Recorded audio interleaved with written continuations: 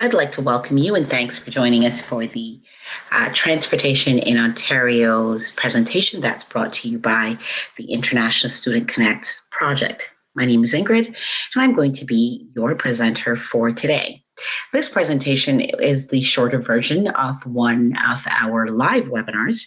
So if you'd like to view us live, you may actually visit our website. I'll provide you with that information at the end of this presentation. And during the live webinars, you're actually able to ask questions. So you may go to our website and register for our live webinars. We're going to talk a little bit about the public transit system in Ontario. We'll talk about how to travel in Ontario, bus service payments, and accessible transportation.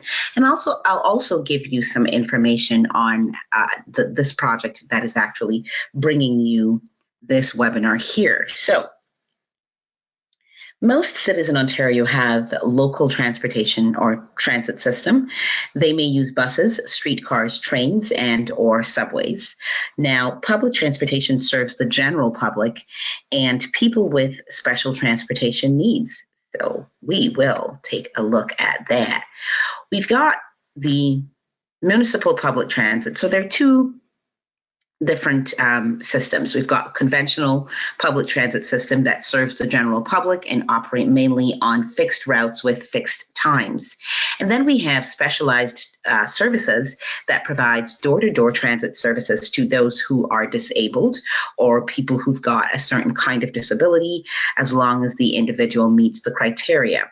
Transit within the Greater Toronto Area, we're just looking at those not because these are the only transit systems that we've got in Ontario, but because if we were to get into the entire Ontario, it'd be a lot. So we're just looking at the GTA, Brampton Transit, Burlington Transit, DRT fares, GO Transit, Hamilton fares and conditions, Mississauga or My Way fares, Oakville Transit fares, TTC fares and passes, YRT, and Viva fares. Now, this is kind of what our public transportation system looks like. So we've got buses, streetcars, trains, and subways. If you've never seen what a streetcar would look like or what the how it would be, these are some cables that are up here. They're suspended, and the streetcars are attached to these cables, and they actually run along these lines, just kind of like a train line. When there are no streetcars, we actually are able to drive on these lines that you're seeing right here. This here resembles the train. So that's kind of one of our train systems. And here, this is what the inside of our buses look like. And it depends on which city you're in. The inside could look a little bit different. I've seen quite a bit of the red, the ones with the red inside in Mississauga. So that's what you will be looking at when you decide to enter the public transit system. Now, here we go. We've got some additional transportation, so taxis, Uber, rideshare, cycling.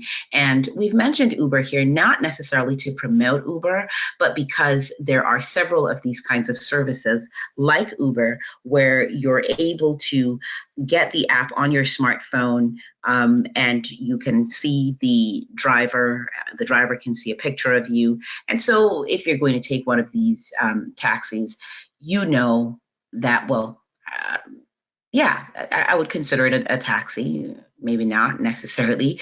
But if you're going to use this kind of service, then at least you'll feel a little bit safer because you know who is what. We've got cycling where you can rent a bike or you can have your own personal bike. So again, our city is very well prepared. How to travel in Ontario, there are GO buses, the Greyhound buses, Coach Canada, the Megabus system. If you want to find more information on these, please do visit www.ontariopublictransit.ca. And you can also visit all of the websites that we have listed here for rail travel. There's GO Transit, Greyhound, Coach Canada, and also megabus.com. Here we go.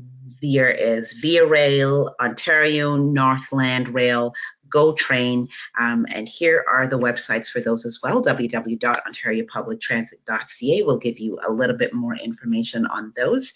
The Go Transit is the regional public transit service, and that they service the Greater Toronto Area. They carry over 65 million passengers a year. So you know that this is something that people are actually very keen on using. That means it has to be effective. Greyhound services all of Ontario. Coach Canada will service in the southern part of the province. That would be from Windsor to Montreal. And then we've got the megabus that goes from Ontario, Quebec, and other parts of and into the United States as well. Megabus is actually, it's a low-cost way to travel back and forth. And Coach Canada offers different services at a low cost intercity motor coach service at very low costs. How do you pay your fare when you get onto either the bus or, let's say, the subway train?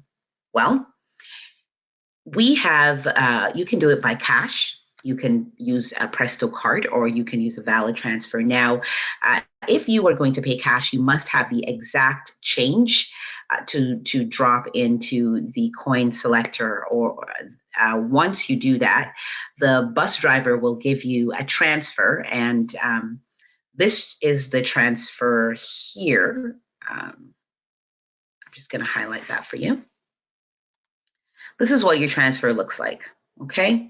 Now, the transfer is used when you get on the bus. The bus driver will give you a transfer if you don't have a Presto card. All right. It is good for 2.5 hours. And the reason you get the transfer is especially if you are going to, if your destination requires you taking more than one bus. So if you need to go to, let's say here, you'll notice that it's showing McNichol, there is Progress, there's Kings Road. It means that this person's destination has taken them to all of these different stops before they got to their final destination. And because your fare that you pay is good for 2.5 hours, you need something to prove to the other driver that you just got off the bus. And so that's how the transfer works. If you've got your Presto card, which is, this is your Presto card.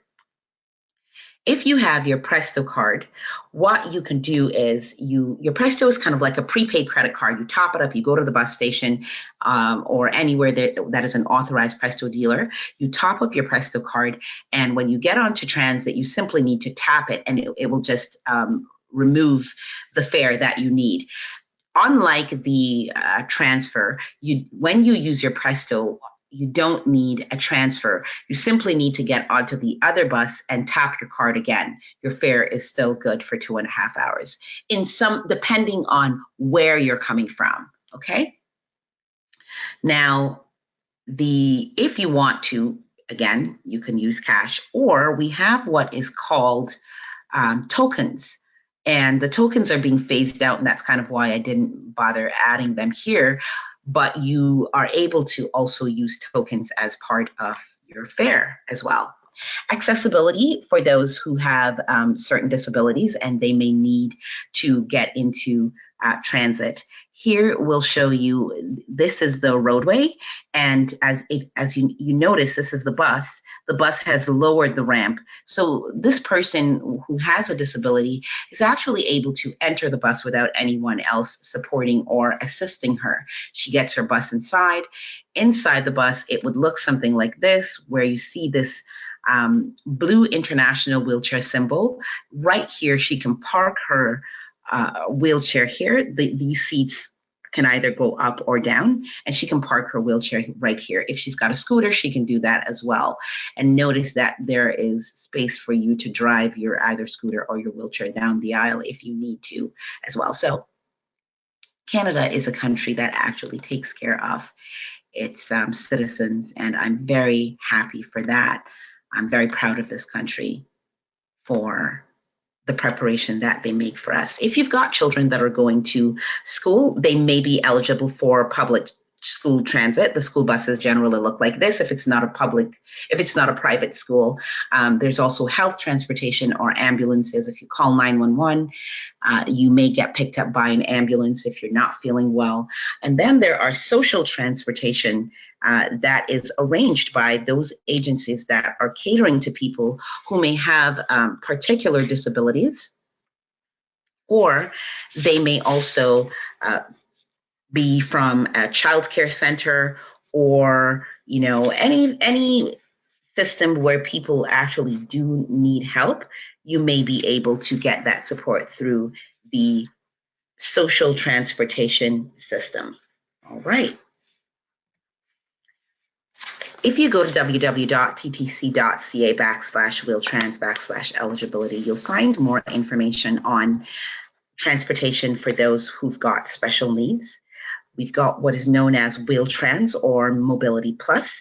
There is an eligibility criteria for you to use either of these services. It's called subscription booking, where you go in and you would do an interview with an interviewer, and they would find out if you qualify for subscription booking, where you're able to book the time of day that you would like to be picked up or dropped off if you are eligible for this particular service. We've got car sharing services, vehicles that are parked all over the city. Members rent the cars by the hour. Your insurance, and gasoline are included in the rate that you pay for the car by the hour. And you can do so, you can join these car share services by going online with your driver's license and a credit card. A few of them are Zipcar, Enterprise Car Share, Car2Go, and Community Car Share. The resources that we have available for the International Student Connect project can be found on our website. They are, we've got a handbook, we've got an Ontario International Student Guide on our website, there are fact sheets, transition plans, and we also have group information sessions that are accessible if you are attending one of the universities or colleges that we have partnered with. There are one-on-one sessions with a counselor, a settlement counselor. So if you've got any settlement concerns, you may contact a settlement counselor. All of these services, please keep in mind that these services are at no cost to you. The project is funded by the ministry, and so there is no cost to you for that. We have a transition plan on our website. Please do visit our website and check out the transition plan, especially if you are someone who is planning to remain in Canada after you graduate. There are a few steps that you do need to take in order to do that. So please do visit our website and use the transition plan to help you step by step in the process of becoming a permanent resident. As I mentioned earlier, the Ministry of Citizenship and Immigration funds the International Student Connect project. And the project was actually designed to support international students and their families with settlement needs that they may have as they go through the process of being an international student and oftentimes transitioning to a permanent Canadian resident. Costi Immigrant Services is the agency, the community agency, that coordinates this project. And we do service over 39,000 clients annually throughout the Greater Toronto Area. We've got 17 offices right across the GTA. Please do feel free to contact us at 1-844-871-4567, or you may email us at isc@costi.org if you have more questions. I'd love to see you at one of my webinars. There you'll be able to ask questions that I may not have answered in this presentation. Hopefully you would have gathered some helpful information from this, but we would love for you to join us in a live. Thank you so much. And I hope that you have learned something here that is quite useful to you. Have a good day.